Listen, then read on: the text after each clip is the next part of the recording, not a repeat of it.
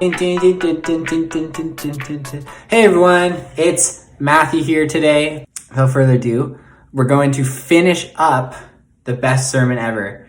And he wraps it up with a nice little bow with a great lesson for us. So let's get into it. Okay, so we're back at the hill, and Jesus is teaching the people. He's actually wrapping up his big talk. So he's going to be standing instead of sitting since, he's about to leave. I think they look good. No, they look pretty bad. Leah, Pastor Leah. Yes. Can you do the drawing part for me? I'm not good at the drawing. I'll do that for you. Okay, so now Pastor Leah's gonna draw. Okay, so now Pastor Leah's drawing. It looks a lot better. So Jesus is standing up and he's giving his last words in his talk. And then he says, "If any of you hears these words I said and does them, they'll be like someone who built their house on a rock. The winds came, whoosh. The rain fell, shh. And the floods blew and beat against that house. But it did not fall. But if any of you hear my words and don't do them, you'll be like someone who builds their house on sand. Again, the winds came, whoosh. The rain fell, shh. And the floods blew and beat against that house, and it fell with a great crash. And great was that crash." So what is Jesus talking about? Well, me and you are all builders. So the house is our life, and we are all building a life. You're building a life. I'm building a life. And what we choose is like what our core values are, the core things that we believe is our foundation. And we can really listen to anyone. We can listen to our teachers, whatever they say is our foundation, or maybe what I say or Pastor Leah. It can come from a whole bunch of different places. But Jesus gives us two options. He gives us, we can either listen to his words or we can not listen to his words. And he sort of plays out how our life's going to go based on which one we choose. And, based on the story, one house seemed to be okay and the other house fell. This whole series, these things Jesus said specifically on the mountain, throughout this whole series, Pastor Leah gave us a whole bunch of different lessons. For example, she said, "Don't store your treasures on earth where moth and rust destroy and thieves break in and steal, but store your treasures up in heaven." So that was a lesson that Jesus gave. Now let's think about why that's important. Why our house is our life, right? But what are the winds and the waves? Well, the winds and the waves and the rain are all things that are hard in our life. Things that if we had to choose, we wouldn't want to happen to us. We call them bad circumstances.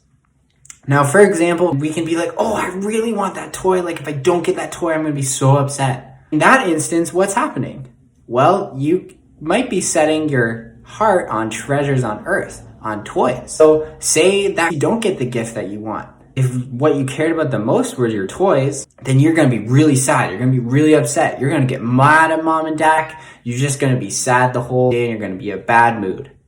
But if your treasures are in heaven, so for example, treasures in heaven would be like loving your parents and loving your brothers and sisters and loving Jesus, then if you don't get the toy, that's okay. I still have Jesus. I still have my family. I still get to love them and I still get to bless them and make them happy, right? So that wind and wave, it's not going to rattle your house. It's not going to break it down because you listen to what Jesus said about where you should store your treasures. And we can do that with all of the things that Jesus said. Everything that he said is going to really help us stand firm. And remember, it's not going to be easy. Just because we follow Jesus doesn't mean we're going to get everything we want, right? There's winds and waves whether you follow Jesus or you don't. But if you do follow Jesus, he will hold you, he will help you stand firm, and you'll be able to get through not getting your favorite toy because Jesus still loves you, and that is still good enough for us. Okay, so now it's your turn. Parents, talk with your kids about today's lesson, maybe how things can be hard sometimes and what it would look like to have Jesus as their foundation. Think about how Jesus is your own foundation and maybe share that with your kids. After you guys have a little chat, next, be creative. We love being creative. That's Pastor Leah's thing. So I want you guys to draw a house similar to what Pastor Leah drew in the video. So draw a house and draw a rock foundation, and then write the different things that you think are important in your life. It can be sports, it can be your friends, it can be family, it can be Jesus.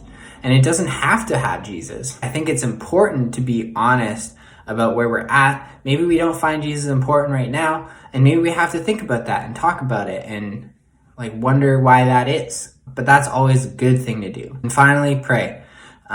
Families, it's really important to unite your family under God, to pray with their kids and each other regularly, because it's a really hard life. It's hard to do things, and it's hard to learn these lessons.